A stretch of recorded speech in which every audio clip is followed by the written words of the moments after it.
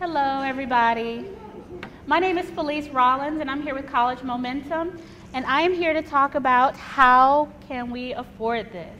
I know the top of the presentation is a little bit cut off, but you have all the slides in front of you, and we're going to discuss financial aid and scholarships today. So before we begin, I want you to think back a little bit to when you were 17. Think about what you were like and some of the decisions that you made. And I know you were highly intelligent and really good young people. However, you did make some boneheaded decisions too? Yeah? No? Okay. So you have some students there who are either 17 or close to it, going to hit it very soon, and they're going to be making some decisions regarding their education. And these can be very expensive. And leaving the decision up to your mostly brilliant, but sometimes boneheaded 17-year-olds is the same as giving them a backpack full of $100,000 and telling them what to do with it, that they can decide what to do with it. Is that what you want to do? No. But I see that every day. I see parents that go, well, he says he's going to go to UCLA, so that's what's going to happen. Knowing that who's going to pay for it? You're going to pay for it in some way or another. It's going to come out of your pocket. So it's okay for you to work together as a family to come up with some solutions and help them understand what the finances really are about. Remember that they've never handled the kind of money that college costs. They've never had that kind of money go through their hands. You have. As you've bought cars, you've bought homes, you've done all these things, you've handled this kind of money before, but they have not. So they need your guidance. We're going to talk about, give you some guidance about what's going on so that you can help them make better decisions about the college admissions and financial aid process. So first you have to talk about what this thing costs. You have some ideas. You know, a lot of us want our kids to, we want them to have the best. But the best does cost money that we may or may not have. And then there are some other ways to make sure that they get what they need, even not by going right away to the best school. I was just talking to someone about the difference between starting at community college and starting at a four-year school, where here's the money difference. Nova costs, with all included, a full semester of fall classes and a full semester of spring classes, $4,500 to about $5,000. That's it. Now that's a lot more than it used to be, but it's still the best bang for your buck that you're going to get. So the advantage of Nova is that it's close by and they don't have to leave home. The disadvantage is that it's close by and they don't have to leave home. But the other advantage is that they will earn the credits that they would still earn if they went away to school, still leave Nova if they do everything they're supposed to do as juniors, and be able to transfer to a four-year university and still graduate in 4 years. And you've saved about $40,000. So there's one reason why Nova is so popular. They have 75,000 plus students every year. So let's look at the public in-state four-year institutions. So we're talking about Radford, Old Dominion, George Mason, JMU, UVA. These types of schools. We have about 20 here in the state of Virginia. A lot of people don't know we have that many public universities because everybody I talked to talks about the same five, right? Some of the ones that I mentioned. You should all now be in your second section. All parents should now be in your second section. Thank you. Okay, and the costs for those in-state public universities here in Virginia are somewhere between $22,000 and $28,000, averaging out at $25,000. So even though that seems like a lot, and it really is, it's still a bargain compared to some of the other things you see up on the screen. As soon as your student decides to cross state lines and go to a state-supported institution that's not in Virginia, then they've automatically increased the cost of tuition by at least $10,000.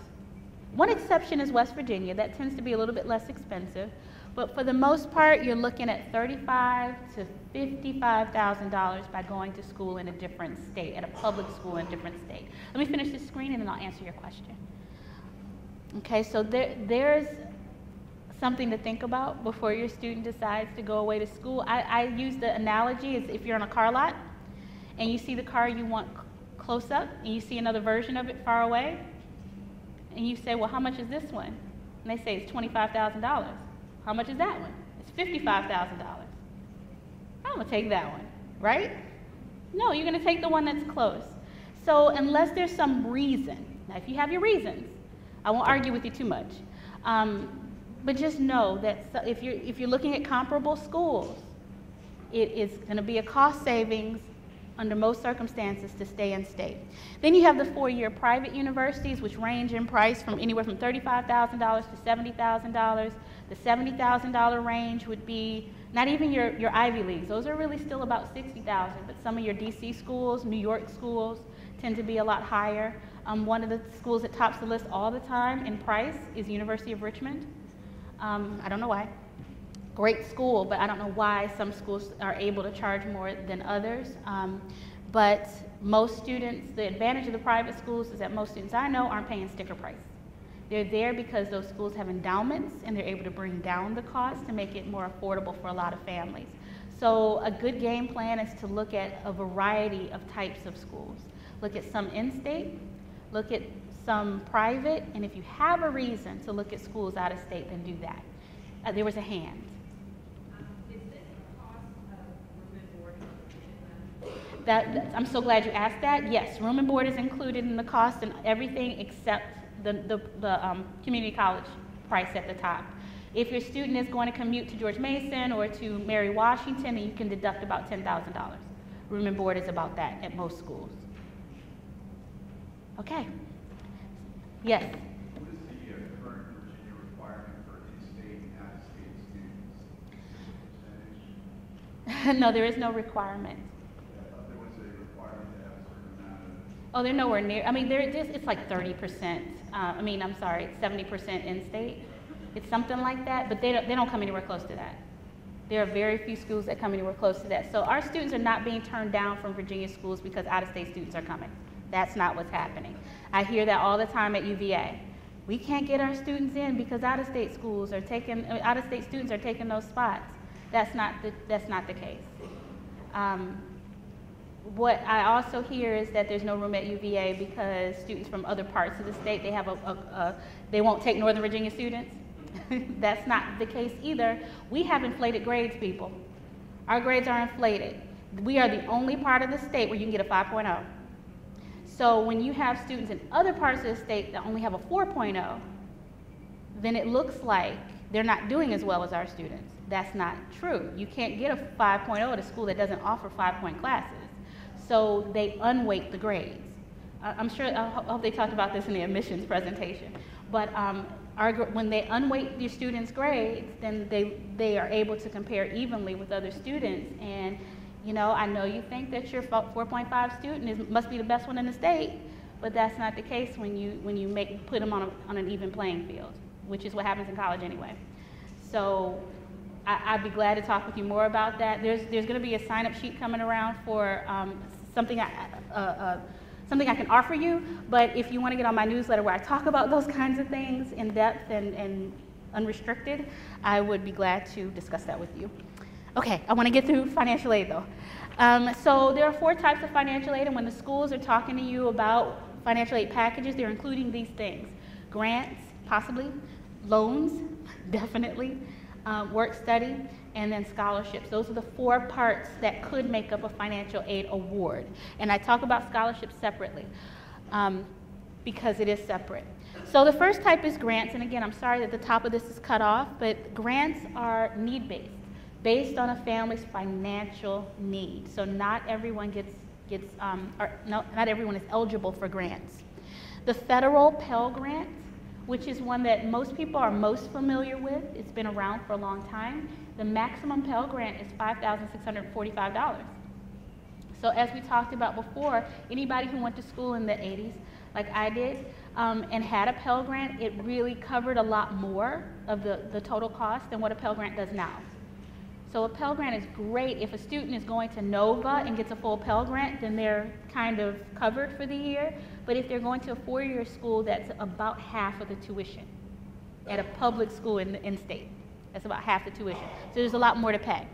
To make up some of the difference, there is VGAP, which is the Virginia Guaranteed Assistance Program. For students who are going to public schools in the state of Virginia, they may be able to get a grant that covers tuition. So they'll still have to figure out how to pay for room and board. And then there's VTAG, which is the Virginia Tuition Assistance Grant for students who are going to private schools in the state of Virginia. And that helps to defray that extra cost that a private school is.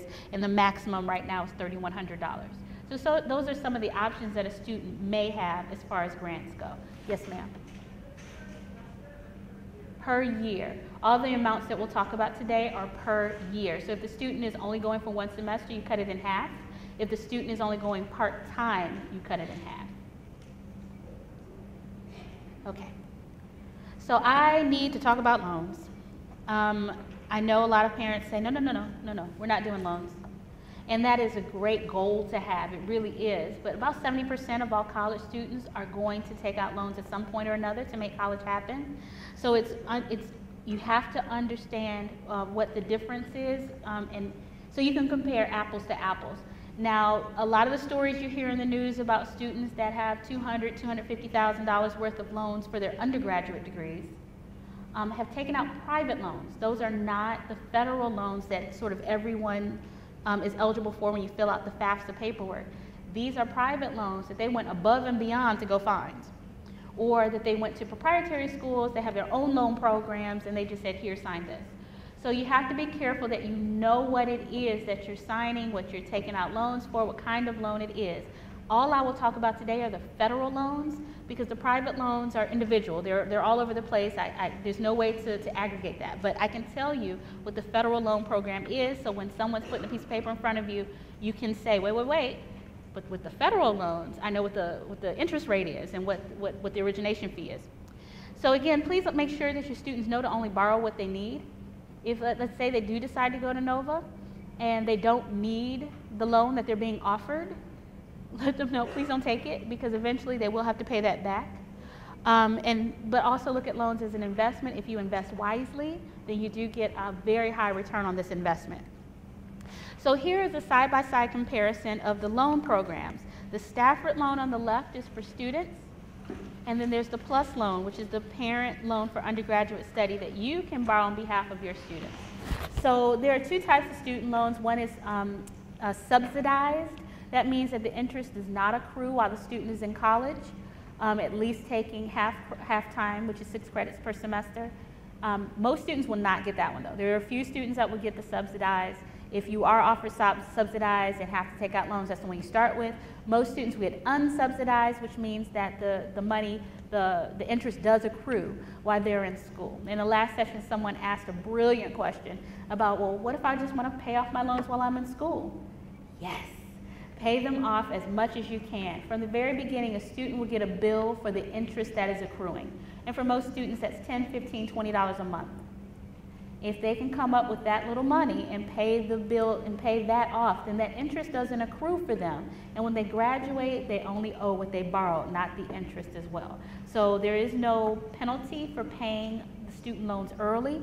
If they want to work during the summer and put some of that money towards their loans, that's the best thing they can do to ensure that they're not saddled with a bunch of debt in the future. There is no credit check.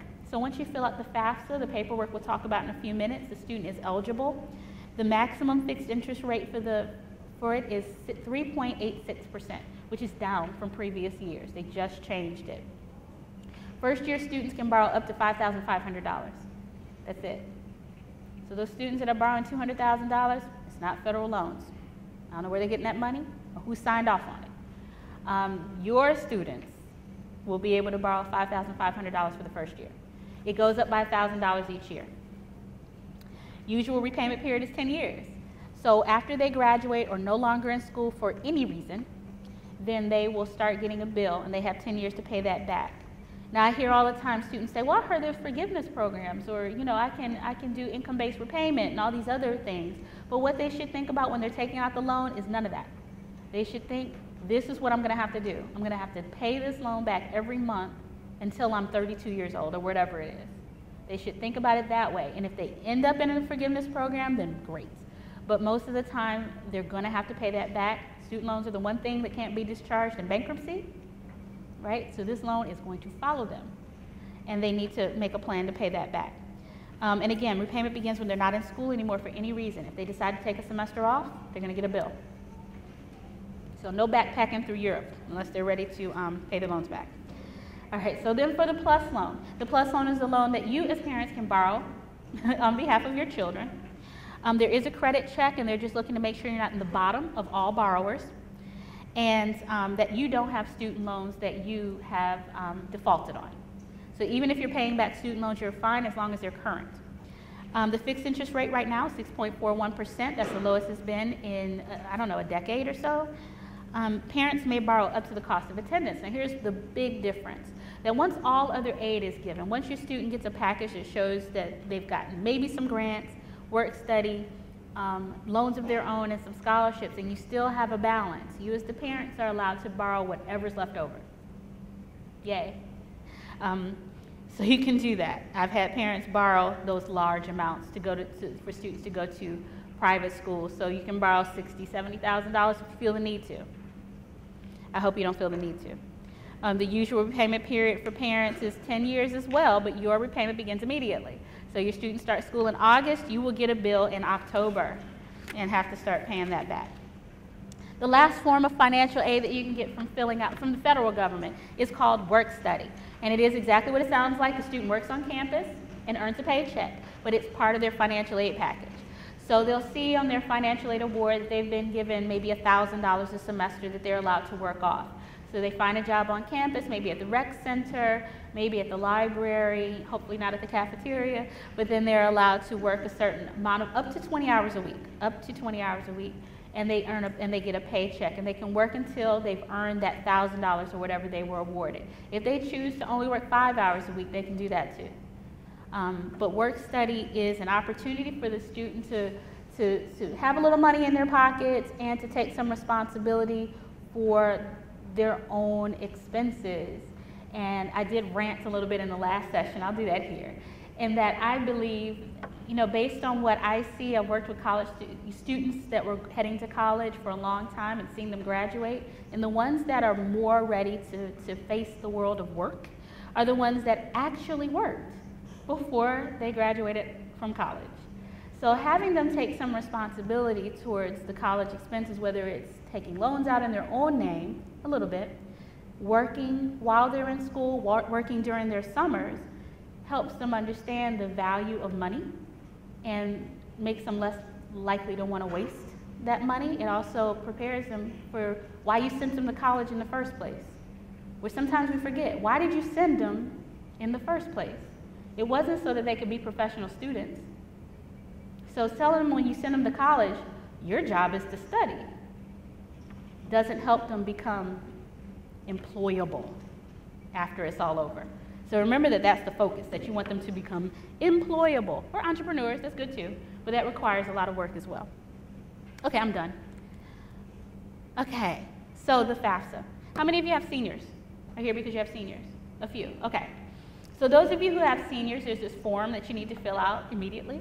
It's called the FAFSA, the Free Application for Federal Student Aid, and it is a starting point for grants, loans, and work study.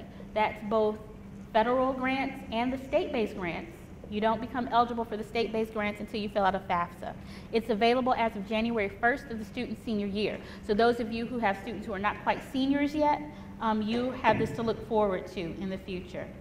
It is to be completed every single year that the student plans to attend college, and it includes income and asset information about the students and the parents. So if the student worked, then they will have to report their work on the FAFSA. This is a screenshot of the actual FAFSA. I like to show it because there are some imposters out there. This is a governmental form, so you will go to FAFSA.gov or FAFSA.ed.gov. I put those websites on your slide so that you can see that. If it doesn't look like this, you're in the wrong place, and they're going to charge you for this form. Remember I told you FAFSA stands for Free Application for Federal Student Aid, so you don't have to pay for this. There are some free resources for you as well. There will be a Super Saturday session at Stonewall Jackson High School on February 1st from 9 to 2. That will be where you can bring all your tax information and sit down at a computer and have someone help you through this FAFSA. If this is the first time you're doing it especially, you might want some help with it. Also, I understand there's a session at Woodbridge High School on January 22nd. Please check that date, make sure I got it right. It's from 6 to 8. And that's also a drop-in session. There's also an organization, the one that I came from, called the College Place in Woodbridge, and you can make an appointment, and they will help you with your FAFSA for free as well. Don't pay anybody.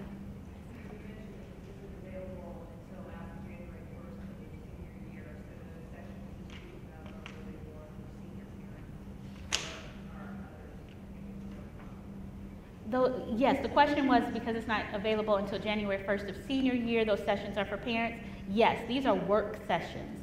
They're not information sessions, so they're only for seniors, or if you have older students who are already in college and want some help with the FAFSA, you can do that. But if you try to do the FAFSA before January 1st of their senior year, you're doing the wrong year. The year that you want isn't available. Okay, so what you'll need to sit down and do the FAFSA if you're planning to do it yourself or go to one of those sessions is your most recent tax forms. And this is confusing right now because your most recent tax forms are from year 2012, when what they really want is 2013, which for most of you are not done yet. So what you're doing right now is estimating. You do want to fill out the form with your estimated information if you don't have the real information yet. Most colleges in Virginia want this done by March 1st. Or February 15th even. Some of them are even earlier. And if your taxes aren't done by then, I don't want you to wait until your taxes are done because you're not in the front of the line to get financial aid, which is first come, first serve. So please make sure that you just give them the estimated information. They ask questions in a way that they know it's estimated. So they'll be expecting the updated information once your taxes are done. You also will need a PIN number. Your PIN number is a personal identification number for the student and for one parent. You can get that at FAFSA.gov, and you can do that now, and that number stays with the student and with you for as long as you are filling out the FAFSA. I've had the same PIN number, I know, for 12 years or so. So you can keep it forever. You'll need alien registration number if you have a green card, and that's just for the student. The list of colleges to which the student has applied or been accepted. Has anybody gotten acceptance letters yet? Not yet, it's early, they're coming. So right now you want to list every school to which the student has applied. You have room for 10. Hopefully your student has not applied to more than 10 colleges. If they have, there's a way to do that, and I'll go over that with you in private if you like. And then the amounts that you have as the parents, and separately if the student has, in cash, savings, checking, and certain investment accounts. And I'll detail those investment accounts later. So here are the biggest questions I get. Dependency status. I know, I'll answer your question, one second. I know that a lot of you, or maybe your parents did that to you, I know mine tried, that when I graduated high school, they just said, okay, we won't file you on our taxes anymore, you'll be independent, so you don't need us to fill a FAFSA with you. Any of you gonna try to do that? No, okay, you can't do that anymore. So until they're one of these things, they are yours, and you have to fill out the FAFSA with them. They have to be 24 years of age, married, have children that they support, not that you support as grandma and grandpa, but that they support themselves, or other dependents. They have to be active duty military. ROTC does not count. They have to be in custody of someone else. So if you are supporting a student that's in your legal custody or that is in foster care with you, then they are independent, and we can, again, I'll answer your questions about that individually, or if you know of a student that is considered homeless, then they can actually file for the maximum of financial aid so that they can go to college. Another question I get has to do with parents that are separated or divorced. So if the parents are not living together and the student lives with one parent more than the other, then that is the parent who will fill out the FAFSA with them. Okay? It doesn't matter who files them who claims them on the taxes this year. So I know with a lot of parents, you go back and forth every year who's going to claim the student on the taxes. It doesn't matter whose year it is. It's who the student lives with more. And then there is no distinction between parents and step-parents. So if the student is living with, mom and stepdad or dad and stepmom, then they're the parents, and that who fills out the FAFSA with the student. Okay. I think did I answer your question? Okay. Raise your hand high if you have a question, because there's a lot of you. Oh, there you are. Yes, the question was, what's the advantage of submitting your 2012 information? Again, this is just to let the college know that you are applying for financial aid and you're giving them the best information that you have available. As soon as your your fiscal year 2013 information becomes available, then you will put it on there. So you'll go back in and make corrections. Yes. Yes, please submit, and I think I say that later on, that you want to go on and submit because the colleges don't know that you fill out a FAFSA until you've submitted it and they get a copy of it. And again, they'll also get a copy of any updates that you make. One of the other questions I told you, I tell you about what investments are as far as the FAFSA is concerned. Your investments generally are everything that you have invested except the equity in your primary home and your earmarked retirement account. So if you have IRA, 401k, 403b, TSP, those do not count on the FAFSA. Please do not list them. But if you have 529 plans for any and all children, those get listed because 529 plans are transferable, so they want to know what you have for all your kids. Okay? And they also want to know about UCMA and UGMA accounts. If you have them, you know what they are. If you don't worry about it. But those also get reported. So again, submit even with estimated information because they don't know that you need aid until they get the application from you. What the process is that it seems kind of convoluted to you. Your students have applied to college already, I hope. Your students have applied, those of you who have seniors. Hopefully they're not still in the process. And now you're waiting to get a letter of admission, but they're asking for your financial information. That is because once the student is admitted, they send that information to the financial aid office who can then process a financial aid package, meaning they can see how much they can give in grants, if anything, loans, scholarships, all that stuff. And then you get a financial aid award letter. They try to get those award letters out by April. It's good when they can get them out even earlier, but you don't panic until it's April 1st and you haven't gotten any from those schools where the student has been admitted. If your student is waitlisted, you will not get a financial aid award letter. Okay.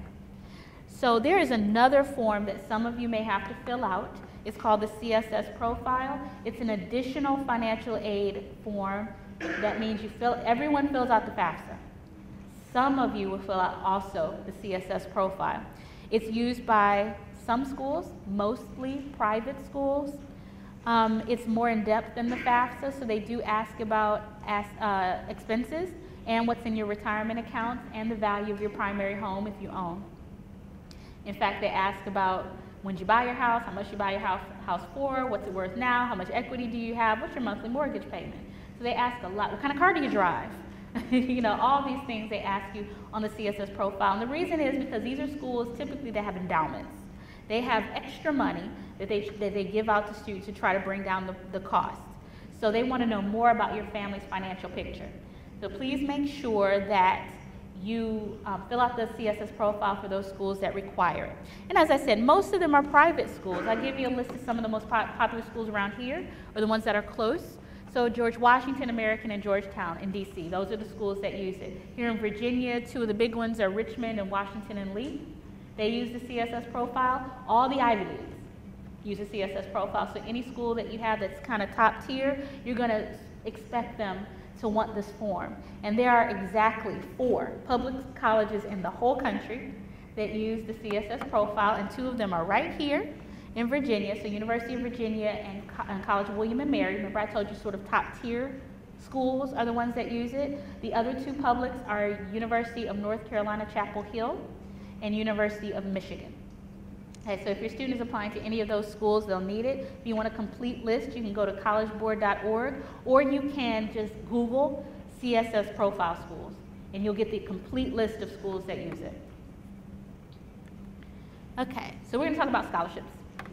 Scholarships can come from, there are a lot of different types of scholarships. So there are the merit-based, those are the most common. There are a few need-based scholarships, which mean they use a combination of the student's merit and to see if the family financially needs the scholarship.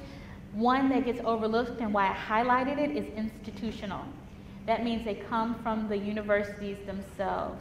What a lot of students do is shoot themselves in the foot by not applying to colleges early enough.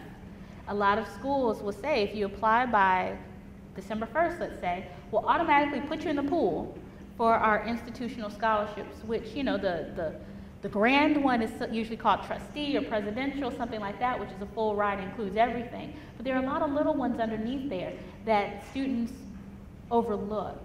So you don't want them to do that, because those are the easiest. You don't want to miss the low-hanging fruit, let's say that, by not applying to the schools of their choice early enough. I had a student that I was working with a couple years ago, and I'm still hurt. He was a chemical engineering, he was interested in that. He was like an A student who came here, learned the language, and was just blowing everybody out of the water. But because he didn't understand that he needed to apply to college early enough, he missed out on some things, and I called Tech for him to say, look, can we get him in? And the person I talked to on the other end of the phone said, this is the student we were looking for, we had some money. And he would have been the student that got it. So all he had to do was get his application in a couple of months earlier than he did. And he would have been able to go for free, because they were looking for him. That doesn't happen often. Someone else got it. So they didn't find who they were looking for. Someone else got that money. You don't want the school to overlook you. So please make sure, this is an admissions issue, but it's also financial aid. Don't wait till the last minute, because the later you are, the more everything else has been used up by other people. So there are other types of scholarships, but I do want to bust some myths before we keep going. So the first one is that, you know, my grades aren't good enough, so I shouldn't bother applying. That's not true. I see scholarships all the time that say they require 2.5. So that means that a student with 3.2 might do really well for that scholarship. And it's also, when I see a lot of high achieving students that won't apply for those scholarships that say they want a 2.5 student and above, because they think, well, I'm too good for that one. I'm not too good for any money that crosses my desk, okay, as long as it's legal, right? So, you know, we've got to get them out of that mindset. Or they think that $250 isn't enough, right?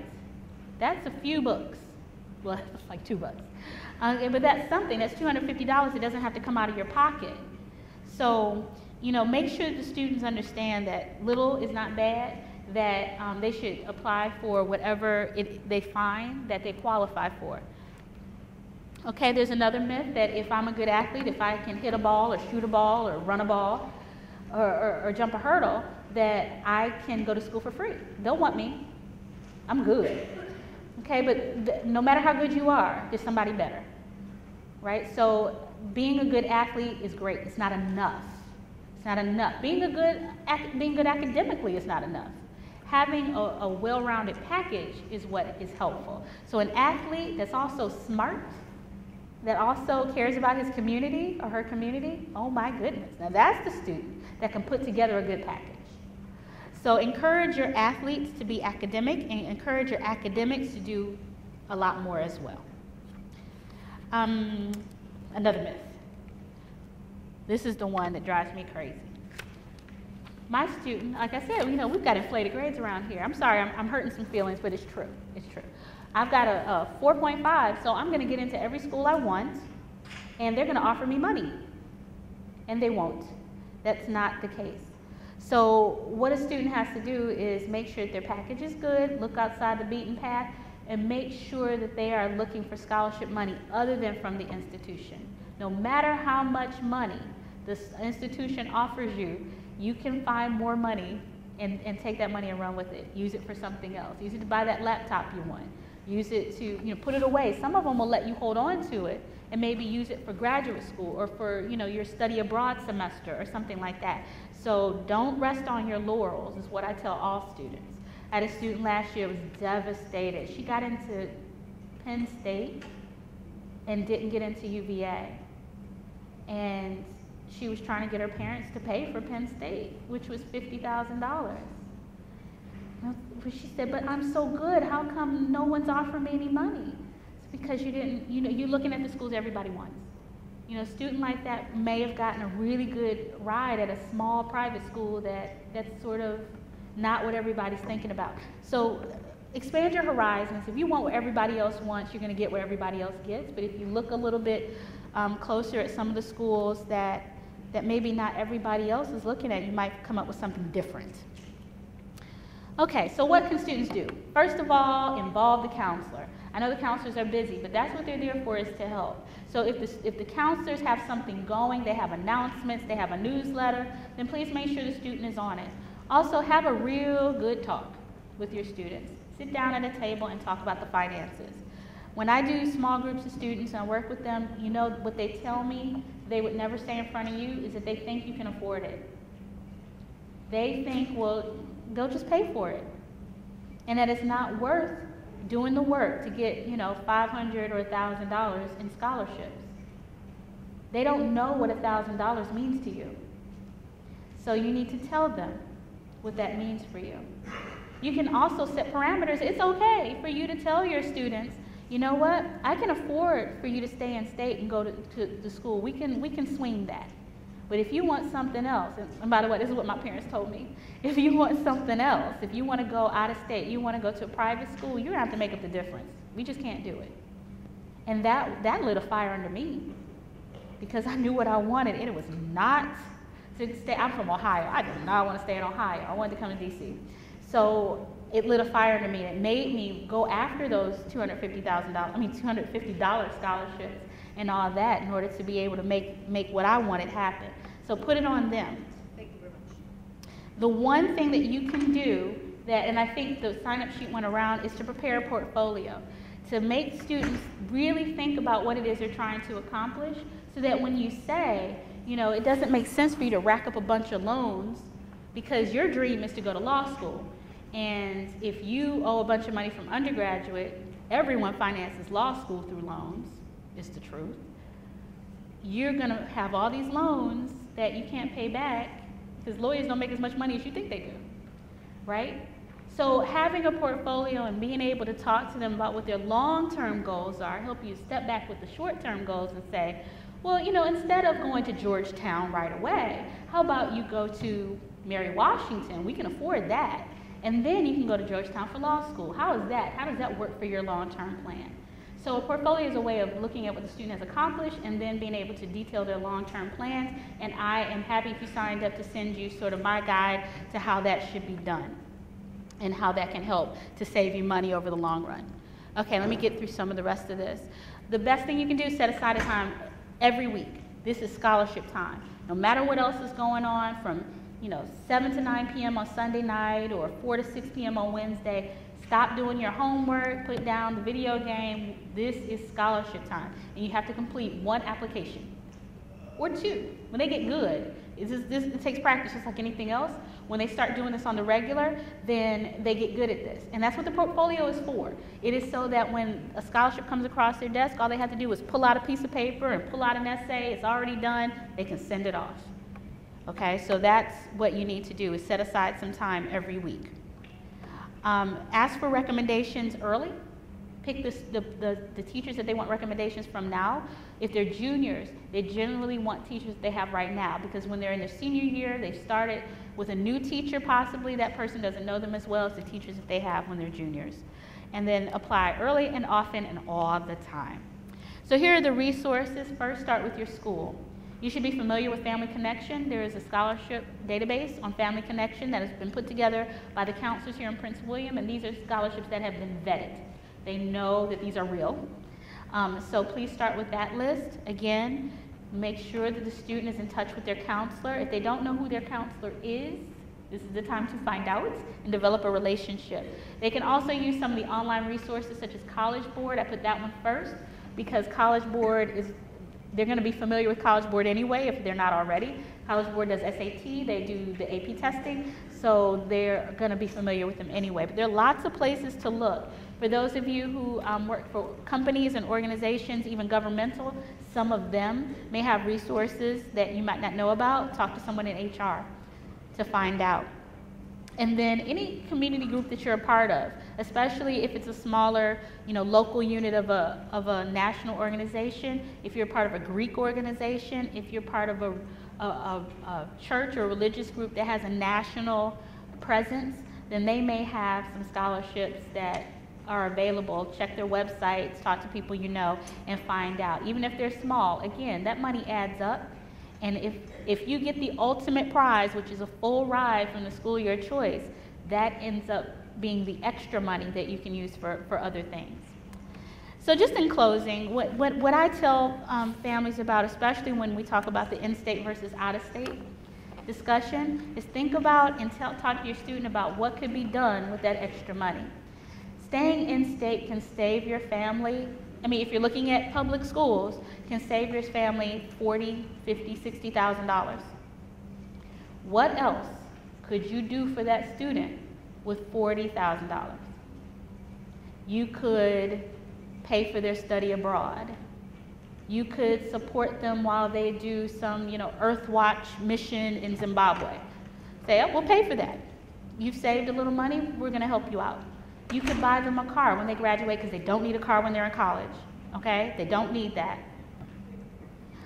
You could help them. It makes me so mad when I have families come to me and say, oh, we don't have the money for college, and they pull up in a brand new car for the kid. Oh my gosh. Then really, your priorities. Kids don't need cars in colleges. They don't need it if they live on campus, if no matter where they are. They will get them around. There's a big bus that goes around most of the campus. It'll take them anywhere they want to go. You can help them pay for graduate school. That's a big one. So if your student is thinking about medical school, law school, some other professional school, you can say, look, we'll pay for your first year of law school if you stay in state. And that's a load off of you. So think about the other things that you can do with that money. Help them, bring them in on the process. Let them know that it's not because you don't love them, because you're not giving them everything that they want, but you're making them responsible for their own future. Thank you.